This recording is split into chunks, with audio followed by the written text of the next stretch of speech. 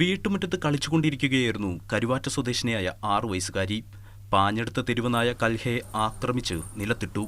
വലത് കണ്ണിന്റെ ഭാഗത്ത് കടിച്ചു. കുഞ്ഞിൻ്റെ നിലവിളി കെട്ടി ഞങ്ങൾ ഓടി വരുമ്പോൾ പട്ടി ഇട്ട് കുഞ്ഞിനെ മറിച്ചിട്ട് കുഞ്ഞിനെ ഉപദ്രവിക്കുന്നതായിട്ടാണ് ഞങ്ങൾ കാണുന്നത്. അവിടുന്ന് ഞങ്ങൾ ഓടി വന്ന് കുഞ്ഞിനെ കോരി എടുത്തു കഴിഞ്ഞപ്പോൾ പട്ടി ഇട്ടേച്ച് ഓടി കുഞ്ഞിൻ്റെ ഒരു പല്ല് നഷ്ടപ്പെട്ടു. കുഞ്ഞിൻ്റെ മുഖം മുഴുവനും ബ്ലഡായിരുന്നു. അവിടുന്ന് ഹരിപ്പാട് ഹോസ്പിറ്റലിലോട്ട് ഞങ്ങൾ കൊണ്ടുപോയി. അവിടെ ചെന്ന് കഴിഞ്ഞപ്പോൾ അവർ ബ്ലഡെല്ലാം മാറ്റി എല്ലാം വൃത്തിയാക്കി നോക്കിയപ്പോൾ കുഞ്ഞിന് ഒരുപാട് മുറിവുകൾ മുഖത്തും പുറത്തും കൈകളിലും ഒക്കെ ഉണ്ടായി.